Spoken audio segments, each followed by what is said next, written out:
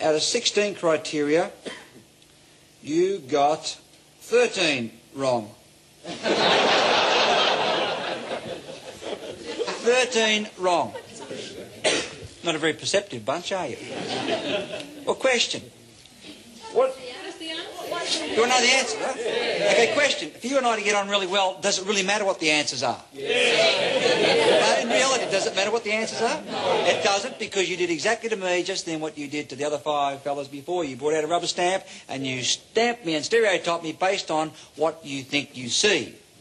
Now, I've got to let you in on a secret. I know you think that way, because I am dressed tonight in a classic number 5 package that allows you to think that way. In fact, when I put this number 5 package on, I knew, walking in front of you today, that you would think I was an extroverted fellow from the city with a large introverted, short introverted fat wife, BMW playing golf. I mean, golf ruins a nice walk as far as I'm concerned. So I know you think that, because I dressed myself and packaged to create that illusion. Let me tell you how I'm packaged. I'm packaged tonight in number 5 high credibility clothing. 5 credibility points is the most you can get, all the way down to 1. You have no credibility in the first 4 minutes. Number 5 for a man or a woman is dark blue or dark grey pinstripe. I have a number 5 shirt which is white cotton, and IBM led the study showing that a white shirt in business for a man or a woman is 40% more believable than a colour. I have a striped military tie. Number 5 gives me impact. I have lace-up shoes, black leather. Now, women prefer lace-up shoes on men, shows a sign of intelligence. You can do your shoes up. I also have a number 5 watch, which is plain gold face, ordinary gold band or leather band. It doesn't do very much, not very useful at all. It doesn't go 300 metres underwater or check the metre, as my social watch does, but it suits the number 5 impact. I also have socks all the way to the knee, number 5 socks. Name yourself. Number 5 haircut part of the left, clean-shaven face, because I'm aware of the villain impact. Here you have a walking number 5 package that lets you think I'm a 40 to 45-year-old BMW driving, short introverted, married with three children, etc. Now, number 5 suits have high credibility and authority in the first 4 minutes. Here are some of the best uses for this type of outfit. It's ideal for reading political statements where you need to have an impact. Looks like we've gone to the same sale, doesn't it? Now, here is Mr. Howard with the number 1 eyebrows, listening in a number 3 suit. The number 5s are ideal for going anywhere in the media where you need to establish impact very quickly. Reading the news, of course, you need to be believable. Weathermen don't wear number 5 because we don't believe them anyway. Address to the nation, it's perfect. It's also the perfect uniform for meeting overseas visitors. And if you look at these 2 leaders, whenever they met on 5 occasions, each time you will see they are wearing number 5 so that they can't be outdressed by each other. These fellas coming back from the Myers 50% off clearance sale. Now, here are the Hawks in their number 4s. The stripes are gone, dark blue, dark grey, no pinstripes, still very authoritative. The VHP boys in their number 5s. Here's number 3, a light grey. And when you wear a vest or a pocket handkerchief, you have a Playboy image in a number 5. Here is a number 3 with a number 5 tie. Got dressed in the dark, I'd say that day. Number 5s also work very well for women. The only thing missing here is some type of a necktie. Now, here's a man in a number 3 meeting another man in a number 5, and he's outdressed. Now, of course, you can see who's got the most presence, the man in the darker suit, Mr. Nakazami. And Mr. Hawke's totally out of his depth in terms of colour codings here with his clothing. Here's a rare shot of Ronald Reagan in a number 1, light brown and tan. Notice he's just haven't got the impact. This is a big mistake. Now, I want you to, there's no presence. Contrast that to when the same man wears number 5. Look at that. He looks like he's in charge of the whole show. In a number 1, with all the colours of light brown that don't tone, there's just no presence. Here he's got tremendous presence. This guy's still got his pyjamas on from the morning before. Now, never ever go to any interview where you need credibility as a man or woman wearing these colours. Now, these colours, if you go in, your perception by other people, the way you come across in business will be something like this.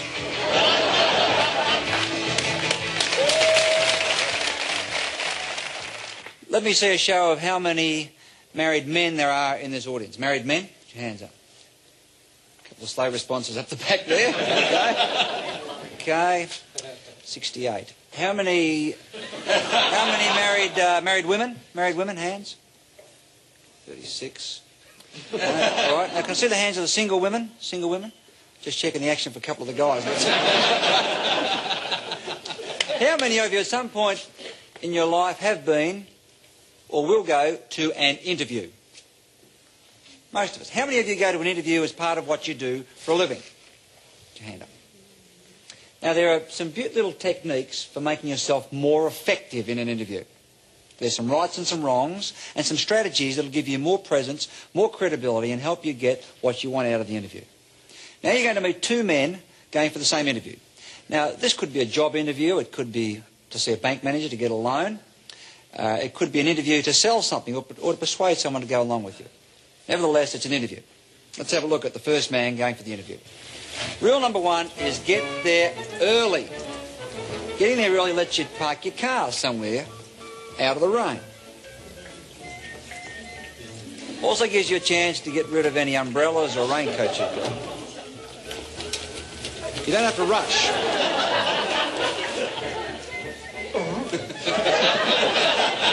Never go to an interview carrying umbrellas, raincoats and so on.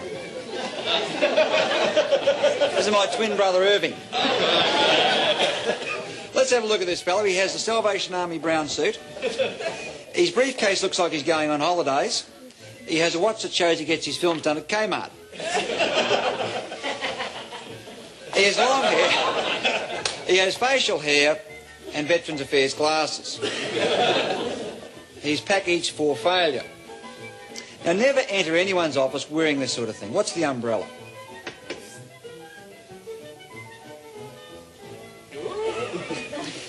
Now, the problem is he has no handshaking technique, so she's not sure whether he means to shake hands or not. How many of you have been through this?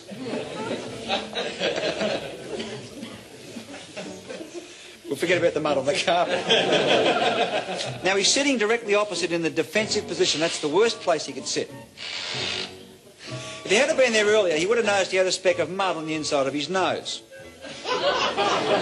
He's only just seen. Now, the trick is how to remove it.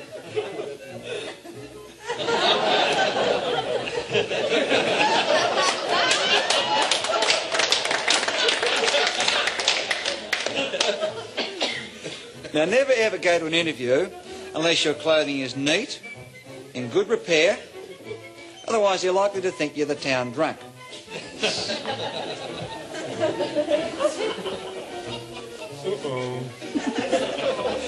Now, because he's in the defensive position opposite, he's got to pull the chair up. Never touch the property on someone's desk. This represents territorial invasion. Now, the problem you've got of leaning over someone's desk is they'll resent it, and if they resent that because it's invasion, they'll resent you. Not only that, you can get into all sorts of trouble.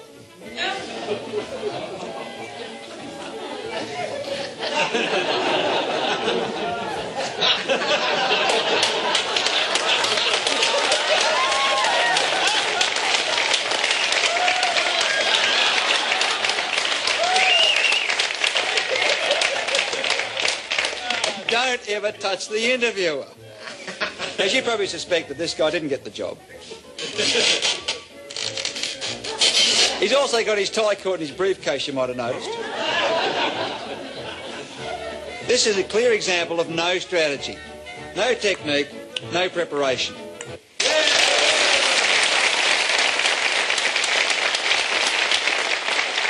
Okay, well, let's have a look at another man going for the same job, the same selling interview, the same bank loan, and see what we could have done to make ourselves more effective.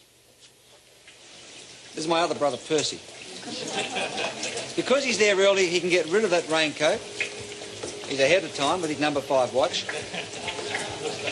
He can get rid of all that and walk into the interview with his hands free. First rule, get rid of anything in your hands apart from what you need. Let's have a look at this fella. He has the number 5 glasses, clean-shaven face, number 5 hair, number 5 suit by Anthony Squires.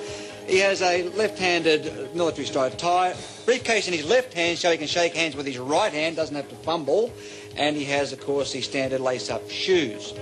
When you enter an office, never hesitate. Either walk straight in at the same speed or stop. He goes straight in, see what he does with the handshake, telescope the handshake so when you get there, there's no fumbling. They know exactly what's got to happen. Good technique.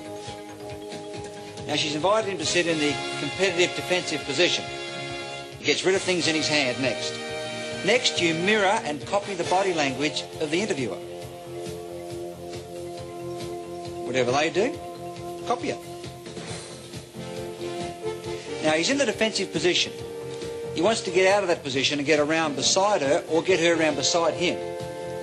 He knows if he hands over that information, he's going to be stuck in that seat, so now he talks about it in an attempt to encourage her out. Now he's going to try and ask her to come out from behind there to read the small print. Okay, now this time it's worked. Next strategy, again, continue the mirroring. Now when you do this mirroring, the other person gets a feeling there's something about you they kind of like. Sort of a rapport, because what they're seeing is you reflected in them. Now he can hand it over, and you probably guessed who made the sale, got the job and got the loan. He did. This is an example of having strategy, being prepared and getting on with everybody. His car's undercover downstairs in the car park basement. Gets his umbrella back. It was a prepared strategy. He knew exactly what he was doing. Now the other fella can't even find his car. Remember where he let it? Doesn't matter. Yeah, the police found it.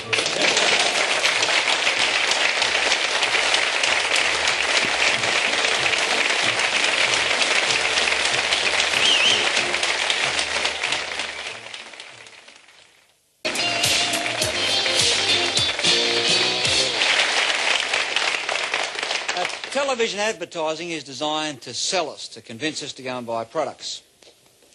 And for a TV ad to be memorable, it's got to have a couple of elements in it. Now, one of the most popular elements in recent years is the introduction of annoying and irritating personalities. Because they annoy us so much, we love to hate them. You all remember Madge with her hand in the dishwashing liquid? Here's a collection of some of the ads that you really have loved to hate in the last decade. Like that? Well, this fella here has been getting under people's skin for some time. Dynamo Man. He's not on anymore, but he was memorable. We'll show you what Dynamo gets out stains, others leave behind. Now, of course, Mrs. Marsh has been dipping chalk into ink now for a long, long time. This liquid gets into chalk to make teeth really tough. Again, she irritates us, but we remember her and we buy. Colgate fluoride. This next fella, you either love him or hate him. There's no two ways about it. Right treatment.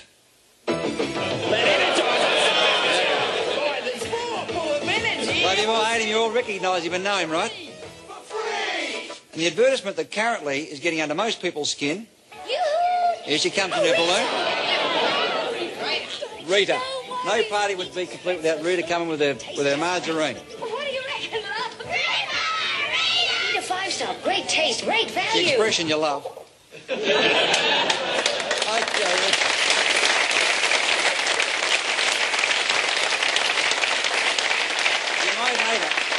You might hate the ad, but the Eater margarine has been one of the big success stories in marketing through the memorability of that ad. Now, other advertisements use catchy jingles or other visual techniques to get us to remember them. Here's some of the ones you love to love.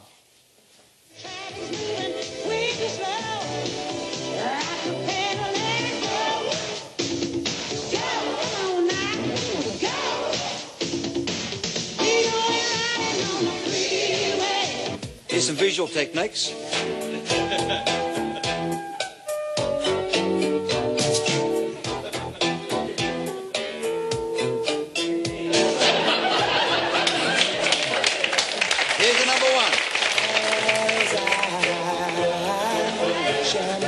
Got a few subtleties in it. The #1 selling ad right now. I love the feeling that can be there. Now, when man meets woman, their bodies go through certain physical changes if they are attracted to each other, and these physical changes are used to sell products. For example, if you meet somebody you really like, a couple of things happen. First, stomach goes in, your chest goes out, you become taller, and you walk with a more pronounced walk. A couple of other things happen. Your heart begins to beat faster, and this causes blood pressure to build, and the blood first of all starts to show in the cheeks, and you get this flushing. It also starts to pump to your ears, and your earlobes expand when you like somebody. Now, we're the only primate that has earlobes. None of them have it.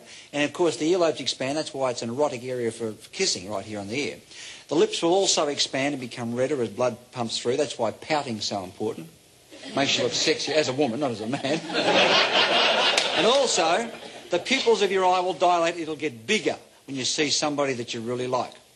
Now, let me show you how this works. We're going to build a face and show you how cosmetics market a woman's face. We start with a natural face, natural features, and the first thing we'll do, as most women will know, is to put on foundation, even out the skin tone. Next, by enlarging the eye display, we artificially make her look as though she's more interested in us because her eyes appear to be bigger, so we find her more attractive. It's the purpose of eye makeup. Now we add the capillaries flushing in the cheeks by putting on blusher. We enlarge the lip display next. We're the only primate with lips on the outside of the face. Monkeys and chimps have them inside. And the technique of lipstick is to show that she is excited because the blood's pulsing. Now, at the end of last century, ladies of the night wore this on their cheeks, so now she's a sex symbol.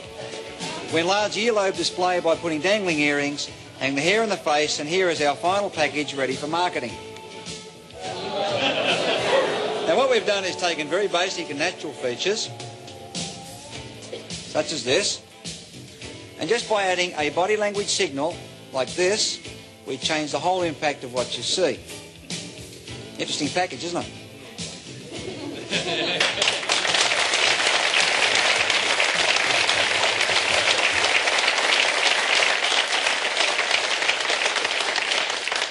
Here is how those signals are used to market. Here is currently a top-selling poster. Now, if you look at this, the most noticeable feature is this great big pair of red lips. Right here. Now, if you look a little bit lower, you'll see there's quite a bit of exposed wrist. See this here?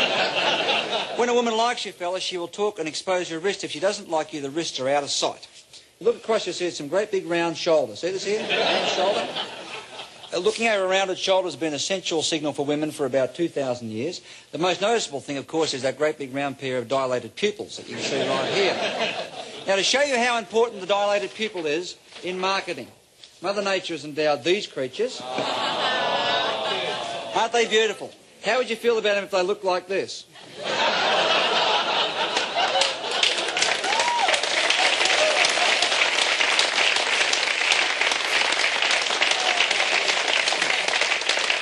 Here is a collection. Here's a collection of ads where body language signals have been used. See what you can find.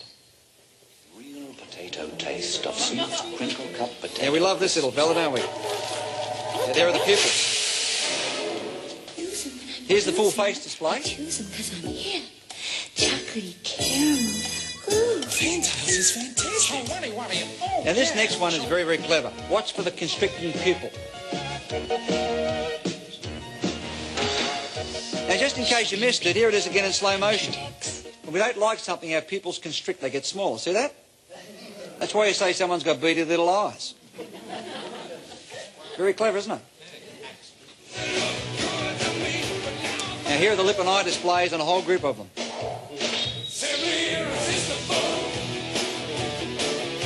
Great for selling videos. Now, if you take the lipstick off someone and put a cheesel in their mouth, they don't look so attractive, right? Now, in courtship, the most powerful signal that's sent is intimate gaze. That's where you meet someone's gaze and you hold it longer than is socially acceptable. And intimate gaze is where you look from the person's eyes to below their chin. If you hold the gaze, it sends a very powerful signal. This next advertisement gets my personal body language award for the most creative body language signal. See how many signals you can see in this commercial.